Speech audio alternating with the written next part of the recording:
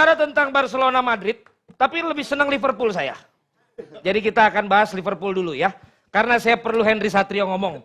Dari tadi dia diem terus, mikirin kok bisa gitu loh. Kok bisa 08 akhirnya Pak Gibran gitu kan. Itu yang lu pikirin ya. Ya ampun gitu. Liverpool kemarin menurut lu bagaimana? Nggak beda jauh kalau menurut ya gua. golnya harus penalti juga baru menit terakhir. Liverpool musim ini tuh menurut gua nggak jauh beda dengan yang sebelum-sebelumnya. Jadi artinya kesalahan-kesalahannya masih sama. Terus pemain tengahnya juga masih belum bisa menjembatani, masih mengandalkan Salah. Terus kemudian tren di kanan juga menurut gue mestinya dia bukan bek kanan lagi gitu ya. Jadi kesalahan-kesalahannya masih sama. Tapi yang menurut gue sangat gue kecewa dari Liverpool yang setiap musim itu nggak meningkat selama Klopp pegang. Protesnya itu loh, daya protesnya itu nggak ada. Jadi kalau dia dizolimi sama VAR, itu kelihatannya dia ya udah gitu. Pasrah aja, nggak kayak pemain-pemain MU yang pengen banget ditolong sama VAR gitu. Mereka berjuang untuk supaya VAR membela. Tapi kalau Liverpool tuh, oh gitu ya. Oh ya udah deh gitu. Iya. Nanti begitu kemudian merasa dizolimi baru marah, telat gitu. Ini istilahnya sama kayak ketika ada yang mengajukan apakah boleh di bawah 40 tahun, kemudian ada yang mengajukan apakah boleh di atas 70 tahun. Aduh. Kira-kira gitu nggak? Bukan. Ada yang mengajukan apakah boleh di bawah 40 tahun, tapi ada yang mengajukan apakah tidak boleh di atas 70 tahun. Kan udah ditolak tadi itu. Kakak itu tuh lebih parah dari itu. Itu lebih parah tuh. Itu gimmick. Gimmick meja hijau kayak nggak tahu aja. Oh saya nggak berani malah ngomongin itu begitu. Saya nggak berani. Gimana Saya nggak berani malah yang begitu ya. Pewarna buatan. Kamu tahu pewarna buatan? Apa itu? Iya, nonjol sementara tapi tidak bagus untuk kesehatan. Wow. Jadi menurut lu tuh cyanida gimana? Beda kasus. Kita konsensi dulu ya. Beda kasus. Yang Liverpool nih, analis Liverpool kita tanya dulu. Ya kalau ini kan ya penjelasan fans lah ya, maksud gua kegeregetan, kenapa sih lu nggak emosian gitu. VAR tuh harusnya lu protes, tapi lu pendekatan taktikal kemarin gimana lawan Everton? Ya, lawan ini Everton, derby Merseyside loh. Derby, jelas derby dan ini kita garansi derby biasanya ada red card ya kalau lawan Liverpool dan Everton. Tapi kalau ngeliat pertandingan kemarin lawan Everton. Sorry, biasanya ada apa? Ada red cardnya. Terakhir siapa yang red card? Sempet kan beberapa musim lalu. Siapa terakhir yang red card? Anda kalau bicara harus tahu dulu banyak baru Bang sebut. Valen. Biasanya Gerrard kan dulu juga langganan. Itu red dulu. card. Sebelumnya Van Dijk siapa? juga red card. Van Dijk itu macam. cedera sama si Pickford. Nah itu kan seharusnya red card selayaknya. Tapi itu tackle yang begitu Anda brutal ngomong kan. gak ada dasar. Terus kalau kemarin? Untuk lawan kemarin Everton, gue nggak pernah suka sebenarnya kalau namanya red card tuh datang di babak pertama. Karena itu menggaransi pertandingan itu akan jadi lebih alot. Karena Everton akhirnya main lebih sangat-sangat dalam. Dan mereka praktis, mereka nggak ada inisiatif untuk nyerang. Mereka hanya parkir pemain di area penalti mereka doang. Tapi ini gue juga sempat bahas sekitar 3 pekan, 4 pekan lalu di DPI. Gue bilang, tren ini kan udah perannya main di midfielder sekarang ya. Udah ngisi di midfielder di tengah. Tapi yang gue harapkan, jangan sampai dia melulu main di situ gitu. Kita ketika ngeliat dia main di tengah, kehilangan atribusi terkuat dia, yaitu crossing. Dan kemarin ketika lawan Everton mainnya super narrow atau rapat, mainnya padat banget, kompak segala macam. Kita kehilangan area widernya, yang biasanya tren isi di musim-musim sebelumnya, itu biasanya tren ngasih crossing yang ajaib banget dari situ. Tapi praktis ketika tren udah inverted, jadi midfielder ke dalam, kita kelihatan kekurangan dari segi crossing-crossing tersebut. Jadi gue rasa untuk ke depannya, gue harap Liverpool nggak cuma melulu mainin tren ini sebagai inverted, tapi bisa lah mainin lagi dia sama di area yang lebih Hansa. lebar. Yang soal inverted trend. Iya maksudnya posisinya nggak bisa begitu. Seharusnya dia efektif. Lu pikir lu lebih pintar daripada Klopp. Itu Klopp yang minta untuk main di situ. That's why. Pasti ada pertimbangan. Dan lu bener. Cuman lu lupa sampaikan juga ke penonton DPI bahwa dia sebagai back, kalau dia bermain sebagai back melakukan crossing, defense-nya amburadul. Dan maka dari itu Klopp punya pertimbangan antara bagus dan jelek, dia pilih untuk suruh Pep main dan gue setuju sama Klopp. Dan kalau dia main di situ ya fine, atribut dia kan crossingnya emang kuat dan belakangan dia ini emang defensifnya begitu kayak expose sama pemain-pemain lawan winger-winger yang jago megang bola, dia kesulitan di situ, reading the game-nya juga berapa kali errornya bisa diekspos sama tim lawan. Tapi kan kemarin untuk di musim ini khususnya kita ngeliat tren yang versi berbeda gitu. Jadi gue harap itu coaching, nggak melulu dia harus main di situ. Kemarin lawan Everton? Pertanyaan gue itu. Gue sih cukup puas karena untuk komposisi midfield. Padahal kan gol apa ya maksud gue? Gue nggak puas kok. Penalti dan Menurut juga. Menurut gue justru kemarin bukan Liverpool gitu. Karena harusnya dengan red card yang di awal itu, dia minimal bisa 4-5 gol. Karena Everton itu kemarin benar kata lo, dia main terlalu dalam. Tapi kan Klopp itu jarang sekali memasukkan lebih dari 2 penyerang gitu. Gue sekali-sekali tuh ngeliat Klopp main 3 penyerang gitu. Kemarin itu kan dengan posisi yang bertahan, kalau dia masukin penyerang lebih banyak gitu ya, itu mungkin hasilnya berbeda. Tapi kan lagi-lagi salah lagi gitu ya. Kalau gue sih ngelihatnya tren salah. Terus kemudian sekarang menurut gue backnya itu Liverpool nggak secanggih 2 tahun lalu. Jadi terlalu mudah diterobos gitu. Selalu gagal mengantisipasi bola-bola yang penyerangnya itu larinya cepat gitu. Jadi si Virgil itu kelihatannya berbalik badan tuh sejak dia cedera tuh susah. Jadi menurut gue kemarin itu nggak puas. Jadi menurut gue ya, sebagai fans Liverpool menang 2-0 itu kebetulan tuh. Mas Aryo. Ya selama lini tengahnya belum bisa menjadi jawaban ketika tren di kanan ya. Gue juga sebetulnya suka kalau main tren di kanan. Cuman kan kesuksesan dia bareng Robertson itu kan bisa tercipta ketika tengah lo kan solid banget. Zaman Henderson segala macam tuh nutupnya bisa. Ketika mereka naik untuk balik mereka bisa nutup. Tapi kan dia belum dapat formula tepat untuk 3 pemain di tengah itu. Selalu berganti. Curtis Jones, Harvey Elliott, Endo, Szoboszlai sama McAllister udah pasti mungkin mereka berdua ya. Cuman ketiganya ini kan belum dapat nih siapa nih yang bakal yang dimainin. Bahkan siapa yang akan dimainin itu mempengaruhi lini depan lo juga. Kalau yang dimainin Endo atau Curtis Jones pasti si Darwin Nunez nggak main. Yang main lebih ke Luis Diaz karena dia lebih bisa mengcrack. Lalu ketika lawan Everton, emang kita tahu Everton selalu bertahan dengan dalam. Bahkan debut pertamanya si Sean Dyche waktu lawan Arsenal pun mereka main deep banget yang mereka bisa menang dengan 1-0. Dan nggak banyak tim yang bisa ngebongkar sebuah low block kalau tim itu bukan sekelas City misalnya.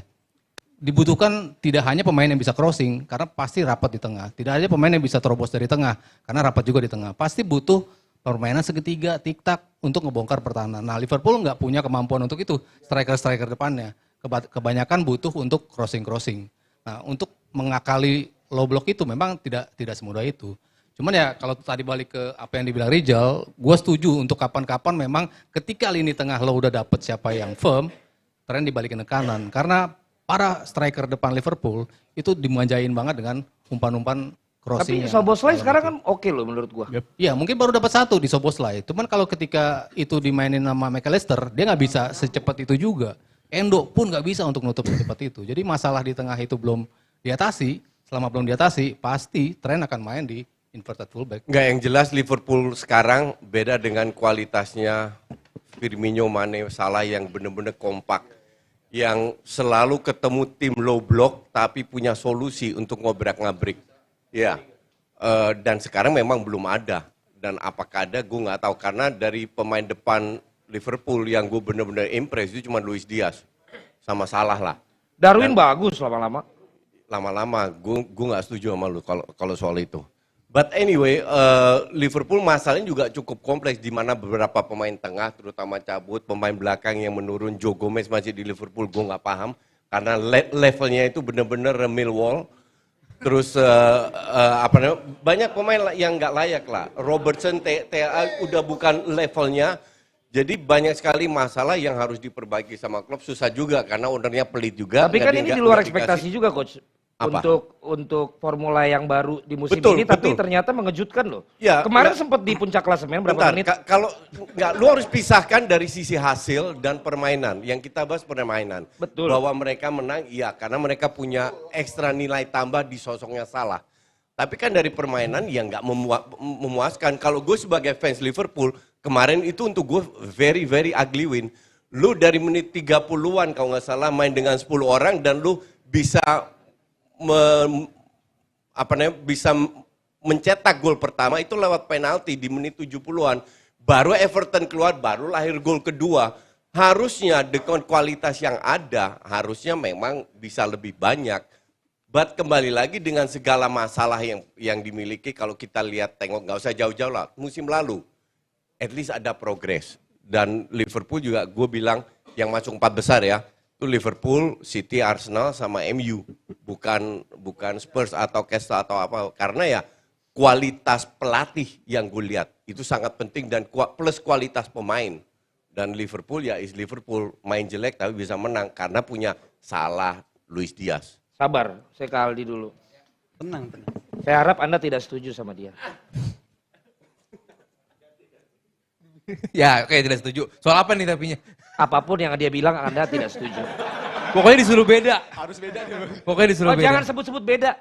Ah, Itu ada organisasi itu. Astagfirullah. Iya. Pertanyaannya apa, Bang? Pertanyaannya apa? Menurut gua adanya Szoboszlai itu ada gairah baru di situ. Yes. Udah lama nggak ada pemain Liverpool yang sesemangat itu, fisiknya bagus, visinya juga bagus. Henderson semangatnya bagus, tapi kan emang kaku kayak Ibnu kalau main bola. Terus kemudian kalau bicara Thiago terlalu stylish, terlalu flamboyan. Untuk ukuran selangsing dia mainnya kayak gua, cuma ngumpan-ngumpan doang, nggak ada larinya. Szoboszlai menurut gua lengkap. Memberikan semangat baru dan gaya main yang akhirnya tidak selalu ke sebelah kiri ataupun kanan. Jadi menurut gua ada harapan buat Liverpool. Setuju. Kalau ada fans Terima Liverpool. kasih setuju sama saya dia. Iya. Setuju.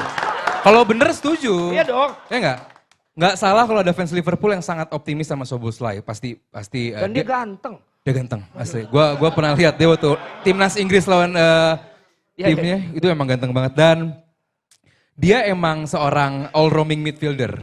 Diharapkan all roaming midfielder. Jadi roaming midfielder. dia heat mapnya kalau dia main pasti luas. Oke. Oke. Cuman di pertandingan menghadapi Everton, gue setuju sama rekan-rekan di sini emang Liverpool sedikit underperform. Untuk jemput bola ke tengah pun, ke belakang pun sampai harus Salah yang jemput bola ke belakang, ke midfield. Diharapkan adanya McAllister, adanya Ryan Gravenberch, nggak tahu coach yang paling bener nyebutnya, Ryan Gravenberch. Nah, Ryan Gravenberch itu dia Ini baru kali ini Panji dapat airtime-nya sedikit. Jadi dia langsung kesel, dia bilang Raven berak katanya begitu. Iya, kedengerannya begitu. Diharapkan kan midfieldnya sedikit lebih advance. Cuman di pertandingan Everton kemarin emang gua nggak lihat bahwa lebih baik. Cuman kalau secara keseluruhan musim ini ya gua harapkan emang lebih bagus gitu. Lini tengahnya udah ya emang nggak sulit menggantikan seorang Fabinho, Bang. Fabinho ini orang yang sangat untuk defending midfielder dia bagus banget. Dia benar-benar menjadi jembatan. Dia kadang-kadang bisa menjadi pembeda di lini tengah. Shooting jarak jauh juga lumayan. Belum ada yang menggantikan Fabinho. That's why tadi abang kita yang satu ini bilang kenapa lini tengah lini tengah Liverpool ini lini belakangnya juga gampang banget ditembus. Karena nggak ada Fabinho di sana, Bang. Ya. Adanya sekarang Endo seperti Bang Haryo bilang, Mas Haryo bilang emang bahwa ini pemain emang bukan levelnya Liverpool gitu. Masa iya, Bang? Iya, pernah ngomong gitu. Jadi Leverkusen bagus. ya, tapi kalau untuk Liverpool Bang belum, Bang. Apalagi waktu menghadapi Lask segala macam. Mungkin dia harus main badminton sama Son. Nah, ini Padahal dia nonton Spurs, Asli. yang cetak gol Son 2 gol. di Emirates. Di Emirates. Luar biasa. Gue lagi ke toilet nggak? Makanya Coach jangan ke toilet. Ya jadi kalau soal Liverpool ini tengahnya gue sedikit pede lah dengan Szoboszlai tadi, Bang. Enggak, kalau menurut gue problem terbesar Liverpool, gue tuh selalu nggak pede setiap kali Liverpool diserang sekarang. Jadi gue deg-degan sama kualitas 4 back yang ada. Menurut gue terlalu gampang ditembus. Jadi mestinya dia cari back yang bagus. Wow, solusi yang sangat baik. Duit, fulus nggak ada. Kan yang penting airtime kan? Yang Gua penting ngomongin kan? airtime. Iya. Ya. Saya mau ke Samsir, tapi sebelumnya apa still have Ada. time? I have to go. Last questions sebelum ke Samsir. Menurut lu itu kalau kayak gol yang dianulir Persija kemarin, itu menurut lu melewati garis apa enggak? Terus harus bagaimana sebagai tim yang akhirnya merasa dirugikan gitu? Gue nggak nonton, cuman Kalau lihat ramai di berita, cuman gue bagaimana kebayang. respon kita? Gue kebayang bahwa wasit di Liga 1 itu enggak banget. Kalau di luar masih bikin banyak kesalahan, tapi itu kesalahannya kecil lah. Kalau ini offside 1 meter dikasih onside ke dalam 1 Itu meter kemarin dikasih salahnya gede, offside. coach. Waktu lawan Spurs itu Tapi salahnya Lampard gede. pun di Piala Dunia pernah salah wasitnya. Iya, betul, Berarti betul. kan human error biasa. Cuman di Indonesia tiap minggu kesalahan terjadi. Wow. Kelihatannya nggak mencintai wasit-wasit dalam negeri. Berarti VAR perlu. Gue sangat setuju, gue bilang PSSI sekarang sudah bagus, Liga Oke. kemarin gue bahas sama Samsir, sama Hamka, sepak bolanya sudah maju, cuman kita sepakat juga bahwa wasitnya harus diperbaiki. Lah wasit Liga Inggris juga salah mulu. Kalau wasit Liga emang kualitas Inggris begitu. Lah sama berarti. Tepuk tangan dulu buat Coach Thank Jasin. you. Samsir sebagai fans MU sama si Panji berdua, Ya. secara objektif cukup takut juga sama Liverpool musim ini dengan permainan sampai dengan saat ini? Enggak sama sekali sih kalau Liverpool. Wah, Karena tadi setuju Højlund bisa 15 gol di all competition. Tapi harus memang kita punya wing-wing yang mengerti apa mau striker gitu. Enggak. Sebenarnya Rashford udah oke karena setiap lawan yang dia lawan selalu membaca pergerakan dia ke dalam. Itu jadi membuat bisa jadi tipuan buat lawan gitu. Dia bisa keluar terus crossing sama Højlund bisa buat gol. Jadi dan gue yang pro Maguire bang. lu pro Maguire? Pro Maguire. Dari dulu pas masih dihina-hina? Ya, karena gue pikir sebagai pemain ya. Iya, sebagai pemain. Sebagai pemain dia Pemain bola kan? Iya. Iya. Gimana Sir? Dia menunjukkan rasa cintanya ke MU. Hmm. Gitu. Itu yang dibutuhkan sama MU sekarang si warrior gitu. Oke. Yang mau bener-bener kerja keras biar MU menang, bukan cuma karena gaji gede terus main sama buat MU gitu. Terus gue juga nggak setuju Kapten Bruno. Gak setuju karena Terlalu banyak protes. Jadi menurut dia lu tipikal kapten gimana? ya nggak fokus ke permainan gitu loh. Karena ketika kita di lapangan lu fokus aja ke permainan. Lu Tapi itu yang dibutuhin Liverpool. Tukang protes. beli aja bang, ambil bang. Tukang protes. Ambil Di aja, Bang. Liverpool gak ada tukang protes, men. Ambil aja bang. Iya. Mau nggak? Mau gak kita? Jangan ya kalau itu nggak usah. Lu pinter juga ngambil airtime. Udah ini komentar dari Trippier, tepuk tangan dulu buat Trippier ya.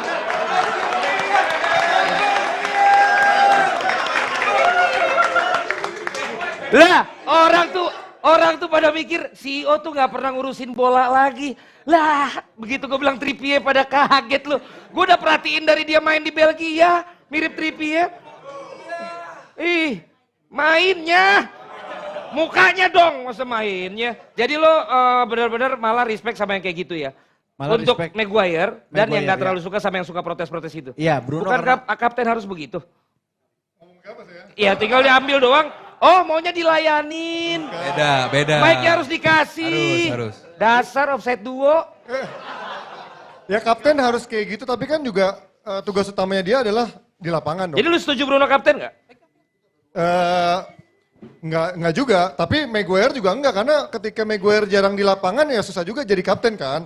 Emang kapten kan harus ada di lapangan, jadi menurut gue ya opsi terakhirnya ketika nggak ada Maguire ya menurut gue Bruno dari sisi pengaruhnya di lapangan, orang pada ngedengerin dia berani marahin teman-teman ya menurut gue Bruno memang salah satu opsi yang ketika MU nggak ada opsi. Tapi kalau tadi lu nanya soal Liverpool, gue bilang Liverpool permainannya lebih jadi daripada MU yang sekarang ya. Oh iya. Secara permainan. Iya Tapi dong. kalau lu bilang menakutkan, enggak. Liverpool nggak akan kemana-mana menurut gua karena selama masih ada City yang secara level dan juga pelatihnya dan juga sumber dayanya seperti itu, ya Liverpool akan ada di peringkat 3-4 aja mentok, nggak akan sampai 1-2 lah. Ya nggak usah dikasih mic-nya. Saya punya mic sendiri. Lupa saya. Siapa fans Liverpool di sini? Bukan, saya mau tanya dulu terakhir ini buat sesi Liverpool ini. Liverpool tidak akan kemana-mana katanya. Kalau tahun ini menurut saya Luis Diaz dari mananya di? Woi, Luis Diaz dari mana? Dia lebih ke Soleh Solihun. Lo pernah lihat Luis Diaz lagi lari kayak gini, men? Kayak gini Luis Diaz lagi lari. Set. Gue jadi inget ini, Len, Gervinho tuh nggak lo? Main Arsenal zaman dulu ya. Ingat tuh. Nih, Luis Diaz dari Solo nih. Udah ayo Soleh. kalau musim ini setuju karena memang Setuju apa? setuju gak bakal kemana-mana. Ngaco lu. Kan sih, tahun ini. Karena Kalau di liga ya terutama ya. Tapi kalau yang formatnya kompetisi, menurut saya ada kemungkinan ada dapat lah salah satu. kamu dari mana ini Solo? Iya, Tapi maksudnya tinggal di Jakarta. tinggal di Jakarta kerja aja sih. Oh kerja. Lo aja. ikut deklarasi ya kemarin ya? Enggak. Bukan dong. Aja bang. Bukan. Belum sampai ke sana, Bang. Belum. Lah orang beliaunya nggak datang.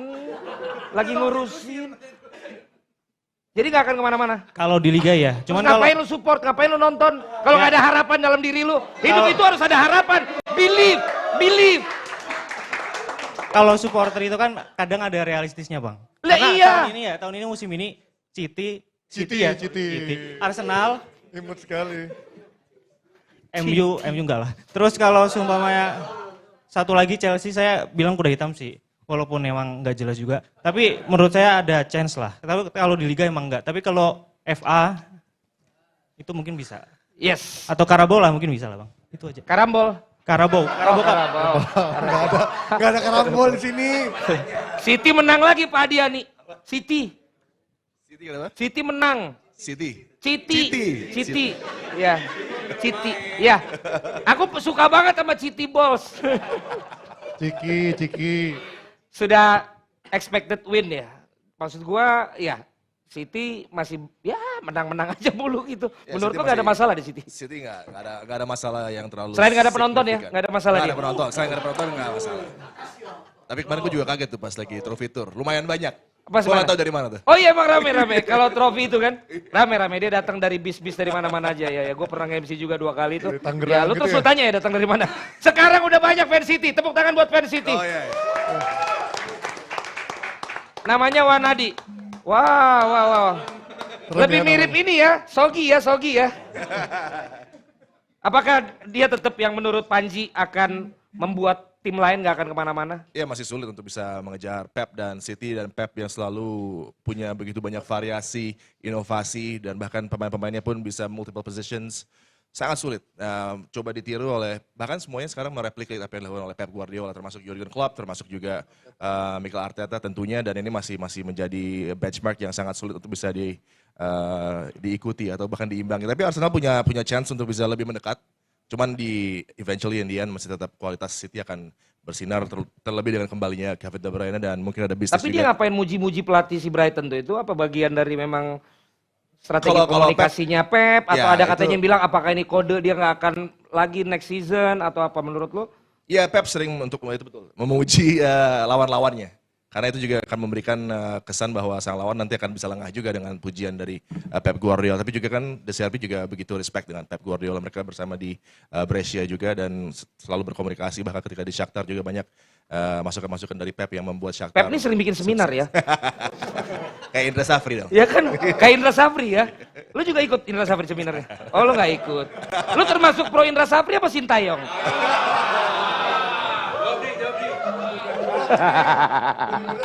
Kok mukanya ke Mas Haryo bukan ke dia? Tapi kalau melihat dari 2-0 kemarin 2-0 dulu ya? Yep. Ya kan? Lu lihat nggak si Brighton tetap berani main yang kipernya selalu dia tengah-tengah oper-oper bola Ya. pendek itu Ya. nggak ada otaknya, bikin panik apa memang itu merupakan strategi? Karena gue paling nggak seneng kalau dia nggak seneng sama nggak protesnya Liverpool, gue paling nggak seneng kalau si kipernya Alisson tuh suka main dari bawah tapi ngaco gitu. Tapi lebih smooth kalau ngelihat Brighton, lebih Yap. secure untuk main bener-bener dari kiper. Ya. Lu lihat itu gimana? Main apa gimana? Karena sistem ya dengan high risk taking yang diambil untuk bisa memancing lawan lebih keluar juga. Karena kan Brighton sangat senang kalau lawan pressing. Tapi Ya. mereka akan bingung ketika lawan tidak mempres. Itu yang menjadi masalah mereka ketika menghadapi tim-tim yang mungkin struktur pressingnya tidak seintens itu. Dan ini yang membuat Brighton kerap kali juga dalam beberapa laga bisa kalah dengan skor mencolok gitu. Tapi mereka tetap dengan gaya mereka, tetap dengan konsisten tampil seperti itu. Still, Verbruggen bahkan bisa juga melakukan peran-peran untuk bisa build up dari pertahanan. Itu yang menjadi keunggulan dari Brighton sebenarnya. Tapi apakah anti teorinya itu sehingga dia sering kalah gede juga kan? Si Brighton kadang kan kalau kalah akhirnya malah kalah gede gitu. Tiba-tiba dari hasil yang mengejutkan, oh kalahnya gede. Apa memang karena dia nggak punya plan yang lain selain dia harus main yang apa high High risk football. high risk football. Ya game plan kayak gitu kan sebetulnya kalau dilawanin sama tim yang punya transition bagus, tim yang laid back tapi transisinya bagus, manfaatin pemain-pemain kencang, itu gampang untuk dilewatin pemain-pemain kayak main Brighton ya. Game Brighton yang tinggi, high defense line-nya tinggi, nunggu lawan untuk nyerang, cuman ketika mereka kena counter emang gampang dan tidak ada perubahan dari sebelum-sebelumnya, era Potter kek, De Zerbi terusin, emang semuanya udah terbangun dengan sistem seperti itu. Jadi ketika something went wrong dengan kok kayak jadi Inggris-Inggrisan juga ya gara-gara Adi ya? Biasanya enggak ya. Apa kalau sesuatu Whatever lah. ada masalah, nggak ada perubahan berarti dalam struktur timnya dan komposisi timnya. Jadi wajar ketika kejadian itu berulang ketemu lawan yang punya transisi bagus. Lo ada komen kayaknya? Ya untuk soal Brighton gue sepakat soal itu karena di musim ini pun ketika berhadapan dengan tim yang tadi main dijelasin sama Bung Adiani itu lawan Newcastle dan juga lawan Aston Villa itu mereka kalah dengan skor yang sangat-sangat mencolok 3-1 dan juga 6-1. Jadi bisa dikatakan ini emang tim yang terlalu mudah ditembus dari level transisi football ya. Gue nggak heran karena ini tim yang habis ditinggal sama salah satu defensive midfielder terbaik yaitu Caicedo yang musim lalu bisa nge-cover area-area itu. Yang musim ini kelihatan ke-expose kekurangan banget. Musim lalu ini bisa di-cover karena ada si Caicedo dan juga McAllister. Tapi ketika dia hilang di musim ini itu kelihatan banget itu jadi titik lemah transisi bertahan dari menyerang. Dan itu jadi terekspos di Brighton musim ini. Nggak cuma di Liga tapi kebawa juga di Europa League. Mereka ini mainnya high risk. Bener, mereka ngambil resiko, tapi ketika lu bermain di tim levelnya Europa League juga, dan lu masih main dengan cara seperti itu, kerap lu akan ke-expose dan lu terlalu naif lah kalau gue bilang De Zerbi ini, karena tiap pekan ketemu lawan tim mainnya kayak apa juga, bakal dia nerapin strategi yang sama. Jadi gue gak heran apabila di musim ini akan menemukan kesulitan yang lebih dibandingkan musim lalu, karena ya kerepotan. Baik. Terima kasih. Tepuk tangan dulu buat komentar-komentarnya. Kita mau sum up dulu. Sedikit aja kesimpulan lu di Liga Inggris week kemarin apa? Simpulan gue. Ya menurut lu ngelihat hasil-hasil dan lain sebagainya. Ya tim-tim besar menurut gue di luar big match yang Chelsea Arsenal cukup nyaman ya. Newcastle juga menang besar. Terus juga MU walaupun mainnya jelek tapi juga bisa menang. Artinya ketika nggak ada big match ini berjalan dengan sesuai bagaimana. Tapi minggu depan ini akan menjadi yang berbeda karena MU akan ketemu City. Ini akan menjadi lucu musim depan ya. Minggu depan. Samsir ngelihat hasil-hasil kemarin? Chelsea harusnya bisa menang lawan Arsenal. Setuju saya. Karena udah di depan mata, kemenangan tuh depan mata itu akan jadi momen buat Chelsea sebenarnya. Tapi jadinya draw it's okay. Tapi Alam nggak mau pikirin minggu kemarin, minggu depan MU menang sih lawan City. Trippier. Bagusan Trippier daripada TA ya. Kalau gue ngelihatnya bagaimana tim-tim besar, klub Liverpool, City, Mikel Arteta, Arsenal semuanya bisa menavigasi pertandingan setelah international break. Yang terpenting bisa meraih kemenangan, makanya semuanya banyak kan ugly wins karena memang hanya berlatih 2 sesi dengan pemain-pemainnya itu menjadi keadaan yang nggak nyaman kan. Dan gue melihat potensi buat nanti itu di City menghadapi United juga itu akan menjadi satu pertandingan di mana ya sulit bagi United untuk bisa mengantisipasi. Saya senang bahasanya, menavigasi kemenangan setelah international break ya. Oh, sama Liverpool juga beruntung karena harusnya Ibo Konate juga red card ya. Bokap ini pelaut. Hah? Navigator ya. Mungkin ada yang setuju Adiani kita akan regulerkan di ya, DPI. boleh. Nggak ada yang setuju ya? Adiani setuju. Yang setuju boleh tepuk tangan dong. Karena kita pengen ada yang bisa bahasa Inggris. Karena kan ada DPI English version. Waktu itu kan Panji. Jelek banget. Pede sih pede. Tapi jeleknya. Silakan Aldi, nanti juga ada bahasa Arab kita ya. Ada. Vi. Kalau weekend ini ya tentu di luar kabar meninggalnya Sir Bobby Charlton yang menjadi highlight lah. Ya dari Premier League pekan ini. Tentu hasil-hasil dari tim-tim yang diharapkan menang, mereka bisa menang dengan nyaman, Liverpool bisa menang walaupun tidak nyaman kemenangannya, MU bisa menang walaupun tidak nyaman juga, dan nanti malam baru Spurs baru main. Cuman ya belum begitu banyak berita yang bisa di-highlight dari pekan kemarin kecuali ya dua-duanya Chelsea sama Arsenal itu. Yes, Hensat. Baik pemirsa, sebelum Hensat akan memberikan komentarnya, kita akan lanjut ke sesi berikutnya. Ada Intan sama Madina, silakan Intan. Ya. CEO istirahat dulu ya. Mungkin minum-minum dulu, duduk dulu. Nanti kita kembali ke Hensat ya. Kita lanjut dulu sebentar ya. Oke, nah kita bakalan bahas Milan lawan Juve nih. Ini kemarin, aku mau tanya dulu sama Mas Aryo. Mas Aryo kemarin Jumat sepede itu Milan bakalan menang. Tapi kartu merah merubah segalanya waktu itu. Kemarin merubah segalanya kartu merah. Ini kalau Mas Arya sendiri ngelihatnya karena kartu merah, akhirnya strategi Pioli nggak bisa berjalan atau gimana Mas? Iya, ada pengaruhnya jelas. Tapi kan ketika hari Jumat saya bilang seri ya. Bahkan kemungkinan Juventus untuk bisa menyulitkan Milan itu besar potensinya. Pada Jumat kemarin gue bilang seperti itu. Gue nggak melihat Milan terutama dengan cedera pemain-pemain ya, terutama di lini tengah, Krunic sama siapa ya, 2 ya, pemain nggak main, itu akan membawa dampak yang cukup signifikan. Dan kebukti ketika mereka kehilangan 1 pemain, Thiago di lini belakang, lalu ketika Juve-nya juga unggul pun mereka sulit untuk bisa balik ke performa yang mereka inginkan. Oke, itu kalau dari Mas Aryo. Kalau Rizal, gimana Zal? Ini karena pengaruh kartu merah kah? Atau sebenarnya kalau misalnya mereka main dengan 11 pemain, justru keadaan bisa jadi lebih baik? mungkin nggak Kok sepraktis kayak di itu TV juga ya, ya. nggak secair Bang Valen ya. Udah biasanya kayak gini. Gimana nanti, ini jam terbang ya, nggak apa-apa Yap. ya, pelan-pelan. Nggak Gimana, sepraktis soal kartu merah terus pertandingan berubah anginnya jadi ke arah Juve. Karena dari 15 menit pertama gue ngeliat Milan justru lebih dominan dan kelihatan tim yang lebih agresif, tim yang lebih kelihatan pingin menang di derby ini. Jadi gue ngeliat mereka sebenarnya main cukup bagus di 15 menit pertama. Tapi abis itu jelas ada hadirnya red card itu agak mengubah jalannya pertandingan.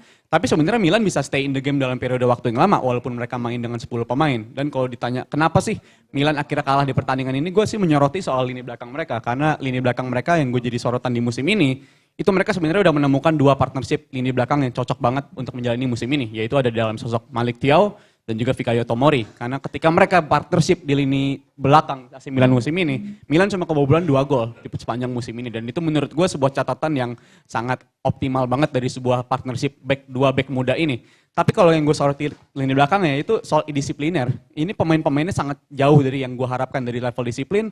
Fikayo Tomori udah ngantongin kartu merah di musim ini. Akhirnya dia absen di beberapa pertandingan sebelumnya kartu merah. Abis itu kemarin kejadian lagi si Malik Thiaw kartu merah lagi, straight red card. Abis itu Theo Hernandez pun kemarin nggak main juga gara-gara akumulasi kartu. Bayangin ini baru 9 pekan, tapi si Theo Hernandez ini udah ngantongin 5 kartu kuning. Jadi ini menurut gue level disiplin dari seorang back Milan di belakang itu sangat-sangat memprihatinkan. Dan juga di lini belakang ditambah faktor cedera juga dari si Mike Maignan juga. Ya ini udah gak ketolong lah ketika lo ada kombinasi cedera serta dikombinasikan dengan lini belakang lo yang gak disiplin. Ya ini akan jadi masalah besar bagi Milan untuk mengarungi musim ini. Oke, nah kalau dari Kak Panji sendiri ngelihat, kan tadi udah dibahas ya. Kenapa Kak grogi ya? Enggak. Tadi udah dibahas. Santai, santai. Kaget, ngeliat Intan dia balik badan. Emang tadi abis ngeliatin apanya? Ngeliatin belakangnya. Oh, Rambutnya bagus okay. di belakang. Oke, apa Bang? Kamu roknya kependekan. Bukan itu dong Len, bukan itu. Ya sebenarnya gue happy sih karena Happy apa? gue happy karena pada akhirnya Kok mukanya beda sih Kak Panji? karena Anjir merahnya akhirnya beneran. hasil ini membuat Inter berada di puncak klasemen ya. Iya. Di luar fans MU gue juga suka sama Inter, tapi kemarin pun gue juga memprediksi ini akan menjadi laga yang imbang. Walaupun Milan punya chance untuk dari sisi permainan ya, punya chance untuk bisa menangkan. Karena dari sisi permainan gue melihat dari chemistry, dari cairnya permainan, dari fluiditasnya juga, Milan ada di atas Juventus. Tapi dengan banyaknya pemain cedera, itu membuat akhirnya Pioli nggak banyak pilihan selain bermain fisikal di tengah dengan Reinders, dengan Yassin Adli dan juga Yunus Musa, otomatis bermainnya lebih oportunis. Kemarin juga kita lihat, tadi mungkin Rijal juga bilang mainnya lebih bagus. Ya, tapi emang dari sisi agresivitas dan juga gerasak gerusuk Milan emang seperti itu, tapi dari kreativitasnya menurut gue Milan banyak banget miss-nya di tahun ini ya. Kita lihat di tahun ini walaupun dia baru kalah 2 kali sama Juve sama Inter, tapi dia banyak ugly win-nya juga, ketolong sama late goal dari Pulisic, terus juga late goal dari Giroud. Kemarin juga kita lihat di Liga Champions pun nggak bisa ngapa-ngapain, cuma ngangong-ngangong doang. Berarti ada PR yang memang harus diselesaikan dari Milan. Terlepas memang dia masih banyak PR, yaitu banyak pemain absen yang kita belum bisa menilai Milan musim ini dengan banyaknya pemain yang dibeli pasca dengan duitnya Tonali. Ini belumlah Milan full squad, tapi ketika nanti dia full squad, gue rasa seperti prediksi gue awal, Milan sama Inter masih akan menjadi title contender tahun ini di luar Napoli, karena Napoli pergantian pelatih gue bilang ini akan menjadi pergantian yang sangat krusial banget, dan bener sekarang Napoli yang sekarang bukanlah Napoli yang musim lalu. Dan menurut gue dengan Juve bisa fokus hanya di Liga, walaupun secara kualitas menurut gue kurang banget ya dengan Arkadiusz Milik dan juga Moiskin, tapi dengan dia fokus di Liga, menurut gue dia bisa ada di 3-4 besar lah tahun ini. Oke, ini keuntungan tersendiri ya berarti ya. Nah, aku mau tanya dari fansnya Milan dulu deh. Gimana kalau dari fansnya Milan? Mas, siapa namanya? Timothy. Yes. Oke, Mas Timothy gimana? Kalau Mas Timothy ngeliatnya tuh setuju nggak dengan pernyataan Kak Panji kalau banyak sekali ugly win-nya? Iya emang bener sih kenyataannya kayak gitu sih. Aku ya, Nggak, aku masalahnya ya. bukan Dari cuma tadi Kak dari- Panji bener iya. terus ya, nggak ada yang nyela ya. Oke, gimana? Bukan cuma dari musim ini doang, dari semusim 2 musim sebelumnya emang permainannya polanya emang kurang enak dilihat ya. Apalagi Milan tuh dulu tuh terkenal sama pemain-pemain tengahnya yang punya stylish gitu loh. Sekarang Bentar Mas, boleh nggak ngikutin suara Jokowi, bisa nggak? Kayak agak mirip suara. Oh enggak. Agak suara mirip Jokowi ya.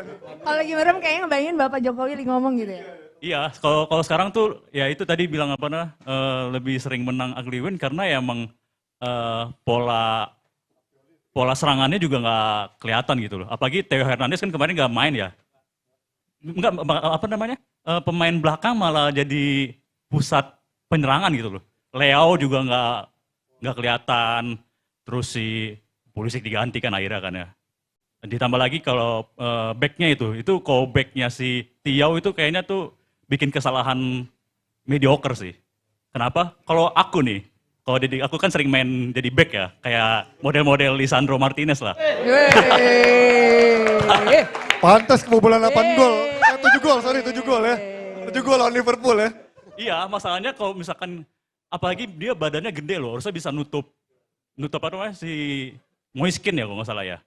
Harusnya kalau misalkan emang, itu kan pemain terakhir ya, lini belakang terakhir. Harusnya dia nggak usah ambil abis gitu loh. Dia udah ambil abis kelewat, tarik pula. Malah kena iya, merah ya. kena kartu merah. Itu sih kesalahan mediocre banget sih. Oke. Harusnya kalau back yang kelas tuh ya nggak boleh kayak gitu sih. Oh gitu, harusnya contohin dong. Iya, apa namanya, tempel aja. Kita mau nanya fans Juve, ada Attilio Lombardo di sana. Iya, fans Juve, mana. Ada Attilio Lombardo, nggak ada yang tahu anak-anak Gen Z. Lazio dong, Attilio Lombardo. Nggak ada yang Gimana tahu. Mas? Apa tuh? Ini Simon Zaza ini. Penalti kicknya lucu dong ya. Nggak gol itu. Apa tuh Mbak? Iya, gimana ngeliat kemarin akhirnya Juve bisa menang? Kaget nggak? Iya bener, kaget nggak? Prediksi awalnya sih Spurs sebenarnya dong, ayam. prediksi awalnya sih sebenarnya imbang. Karena kalau ngelihat permainan Juve ya begitu-begitu aja kan, nggak ada upgrade-nya. Terus setiap pertandingan pun Juve selalu ganti line up-nya. Terakhir yang pas lagi kalah lawan Sassuolo kalau nggak salah yang line up-nya sama dengan match sebelumnya. Dan ada keuntungannya juga ketika Malik Thiaw yang ngelanggar Moiskin dapat, sehingga si Thiaw itu dapat kartu merah, yaitu jadi satu keuntungan juga. Sampai kan Allegri sampai buka jas, dia ngamuk-ngamuk, yaitu dengan ciri khas dianya kan.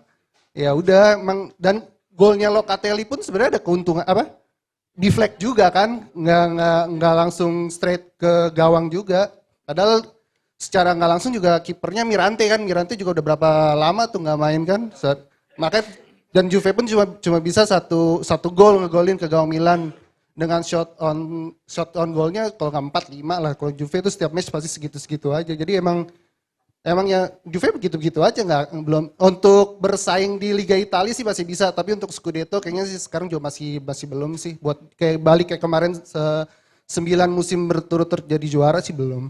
Terlihat ya fansnya Juve juga udah pasrah-pasrah aja gitu ngeliat Juve main. Iya. Oke deh, sekarang aku mau ngajak teman-teman semuanya di sini main games. Siapa yang mau ikutan main kuis di sini? Kok gak ada yang mau? Oke, ada yang mau gak ikutan? Ayo dong, gampang kok. Oke, fansnya Chelsea. Emang ya fansnya Chelsea ini bergairah banget kayaknya. Tadi siapa Mas namanya Mas? Joshua. Oh Mas Joshua. Oke, kita main kuis. Siapakah aku? Nanti kita lihat ya di layar. Boleh ditampilin kuisnya? Kita akan lihat. Nah, siapakah aku? Ini adalah tim-tim yang pernah dibela. Pernah main di tim-tim ini. Siapa Mas kira-kira? Di PSG, Arsenal, Madrid, Liverpool sama Manchester City. Ini nggak ada tahunnya ya? Tapi tahu nggak? Tahu? Belum kebayang. Kamu tahu. Tapi kenapa kamu nggak maju tadi? Oh udah diduluin. Oke. Tahu nggak? Enggak, ada PSG-nya jadi galau siapa. Oke, tapi tebakannya siapa? Enggak sih, karena ada PSG jadi nggak tahu siapa orangnya. Oh Belum karena ada kebayang. PSG nggak tahu? Nggak Mau kebayang. nyerah aja? Ya, Nyerah ya? Oke, Mas. Tadi katanya tahu ya? Mas Kalau perkenalkan dulu namanya. Nama saya Efkar. Kalau menurut saya itu Nicolas Anelka. Yes, betul. Selamat. Dapat hadiah ya. Nanti dapat hadiah. Nanti hubungin panitia yang ada di sini. Boleh duduk silakan Mas Joshua. Terima kasih banyak. Oke. Berikutnya ada kuis yang kedua. Hadiahnya apa nih? Kaget sama ya nanti masih rahasia. Jadi langsung hubungin tim Jebret Media. Kuis kedua siapa yang mau ikutan? Gampang kok, gampang banget kuisnya. Siapa yang mau? Ini tuh ini sama pertanyaannya sama. Pernah membela tim-tim ini semuanya siapa? Kaldi tahu? Gak boleh ikut. Gak boleh ikut. Ayo, siapa yang berani? Kira-kira siapa Kak Panji tahu? Tahu, Ji. Belum ketebak. Alam tahu? Gak tahu. Main jawab gak tahu aja belum lihat dia. Siapa? Oh, oke, Mas silakan. Silakan berdiri boleh. Mic-nya boleh dikasih Mas Rio. Mas, siapa? Dengan siapa? Wah. Siapa nah? Oh, Yosi. Siapa Mas jawabannya? Yosi Benayon. Kita lihat jawabannya. Yes, betul banget. Yosi Benayon. Selamat Mas. Nanti hubungin panitia ya untuk hadiahnya. Oke, ada satu lagi kuis terakhir. Masih sama siapakah aku? Silakan nih dia. Kita tunjukin dulu. Ini yang bisa jawab boleh silakan. Siapa ayo kira-kira? Ini pernah main di Australia juga. Mas, tahu? Boleh silakan.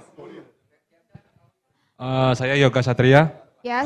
Menurut saya ini adalah William Gallas. Coba kita lihat. Salah? Wow, benar, selamat. Jangan lupa nanti hubungin panitia ya Mas untuk pengambilan hadiahnya.